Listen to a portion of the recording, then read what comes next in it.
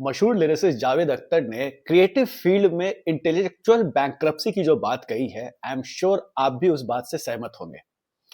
India today से बात करते हुए जब जावेद अख्तर से ये पूछा गया कि क्या उन्होंने संदेशे आते हैं जो बॉर्डर टू का गाना है, क्या उन्होंने इस गाने को लिखा है? तो जावेद अख्तर ने सिंपल कह दिया कि भाई हाँ, हमें ऑफर तो दिया गया था लिखने का, लेकिन उन्होंने मना कर दिया।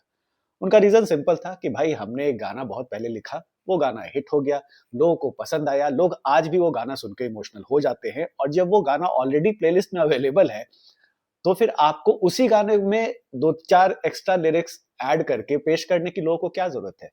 या तो आप ये मान लीजिए कि आप नए गाने लिखने के काबिल ही नहीं हैं। ये सीधा हमला है आजकल के सॉन्ग राइटर्स पे, जो जावेद अख्तर ने कर दिया है और मैं तो इस बात से बिल्कुल सहमत हूँ। जावेद अख्तर ने एक और बड़ी अच्छी बात कही कि जो संदेशे आते हैं सॉन्ग था, जिसे अन्नू मलिक ने कंपोज़ किया था, जावेद अख्तर ने लिखा था, गाया था सोनू निगम ने और रूप कुमार राठौड़ ने और इस गाने को नेशनल अवार्ड भी मिला था। ये गाना था बॉर्डर फ़िल्म का, जो आई थी 1997 में और बॉर्डर एक वॉर फ़िल्म थी। लेकिन बॉर्डर पहली वॉर फ़िल्म तो थी नहीं, बॉर्डर से पहले भी 1964 में हकीकत बन चुकी थी। और हकीकत के गाने भी अगर आपको याद होगा, तो बेहतरीन गाने थे, सुपर हिट सॉन्ग्स थे। उसका गाना जो कर चले हम फिदा जानो तन साथियों, आज भी इंडिपेंडेंस डे या रिपब्लिक डे पे बजता है। इनफैक्ट जो उस मूवी के रोमांटिक सॉन्ग्स थे, मैं ये सोचकर तेरे दर से उठा था, जिसे मोहम्मद रफ़ी ने गाया था, वो गाने हिट थे। तो अब वॉर फ़िल्म का ही सॉन्ग को लेकर के बॉर्डर टू बॉर्डर में तो नहीं डाल दिया गया था। इन लोगों ने अपनी खुद की मेहनत की और एक नया गाना बनाया। अब बॉर्डर रिलीज़ हो चुकी है, वो फ़िल्म हिट है, उसके गाने हिट है। आप बॉर्डर 2 बना रहे हो, वो एक दूसरी कहानी होगी, फ़िल्म दूसरी है। तो आपको दूसरे नए गाने लिखने से कौन रोक रहा है?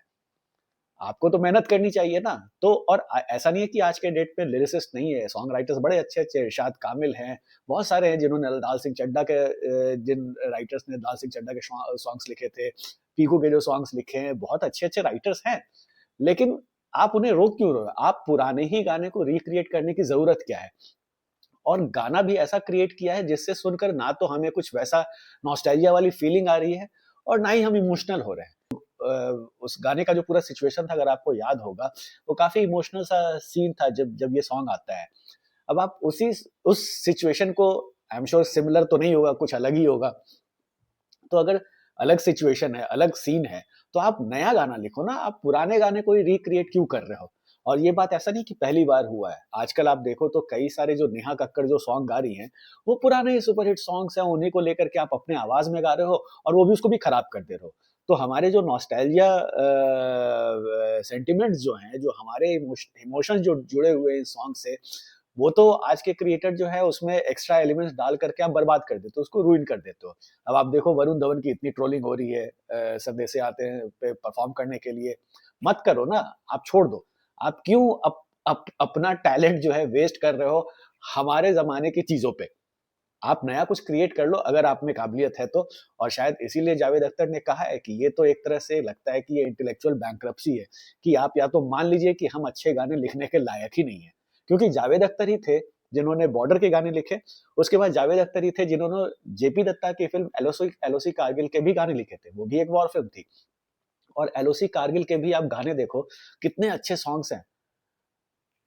बस इतना याद रहे कि एक साथी और भी था। इस तरह के जो सॉन्ग्स थे एलओसी कारगिल में, एलओसी की कारगिल के म्यूज़िक अगर आप देखो तो फ़िल्म से ज़्यादा हिट तो उसके गाने हुए थे।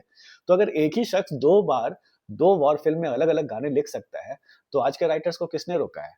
या तो फिर बात सही है कि या तो आप उस उतने काबिल ही नहीं है कि आप लिख सकते हैं, आप फिर वही रैपिंग कीजिए और मतलब nothing I don't have anything against rap song and all but आप क्रिएट करो नया, आप हमारे पुराने ही गानों के पीछे क्यों पड़े हुए हो और हमारी यादों को आप बर्बाद करने पे क्यों तुले हुए हो? अब देखिए बॉर्डर 2 भी आने वाली है।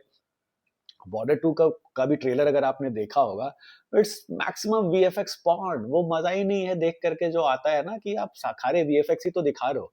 और वीएफएक्स में तो आपका माइंडलेस एक्शन भी हो जाता है। बॉर्डर अगर आपको याद होगा बॉर्डर की जो मेकिंग थी वो तो जाकर के वहाँ पे इन लोगों ने जोधपुर और बीकानेर में किया था और रियल लोकेशन पे किया था।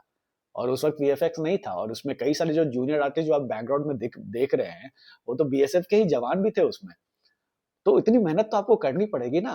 रियल टैंक्स दिखाए गए थे, रियल गन्स थे, रियल लोग थे।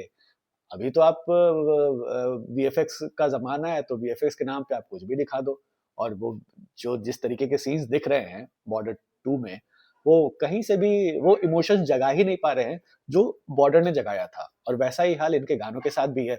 इसका एक और सॉन्ग जो है वो जो रूप कुमार राठौड़ का सबसे सुपर हिट सॉन्ग है बॉर्डर का, तो चलूँ, जो सुनील शेट्टी पे पिक्चराइज़ किया गया था, उसको भी इन लोगों ने क्रिएट किया है नए सिंगर्स के साथ, नई आवाज़ में, लेकिन वो मज़ा ही नहीं है।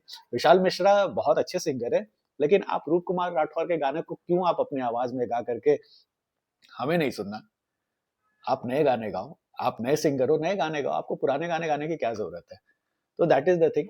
और ऐसा नहीं है कि पहली बार हुआ है, जब आपको याद होगा अर्ली 2000 में जब रीमेक का ज़माना आया था, तब भी बहुत सारे पुराने म्यूज़िक डायरेक्टर्स ने अपोज़ किया था इस चीज़ को कि भाई हमारे ऑलरेडी क्रिएटेड सॉन्ग जो कि ऑलरेडी हिट है, उसमें आप एक्स्ट्रा बीट्स, एक्स्ट्रा एलिमेंट्स डाल करके, एक्स्ट्रा नोट्स डाल करके आप उसको रूइन करते हो। अगर आप वाक़ई में टैलेंटेड हो, तो ये मिक्सिंग छोड़ करके आप ओरिजिनल क्रिएट करो ना। और वो मेरे हिसाब से यहाँ बॉर्डर 2 के लिए जो सबसे बड़ी प्रॉब्लम है, 2 चीज़ जो मुझे ऑब्जेक्शन है, एक तो एक्सेसिव यूज़ ऑफ वीएफएक्स, और फिर ये जो गाने आपने यूज़ किए हैं पुराने, वो कहीं न कहीं इमोशंस वो जगा नहीं पा रहे, जो कि बॉर्डर के गानों ने जगाया था।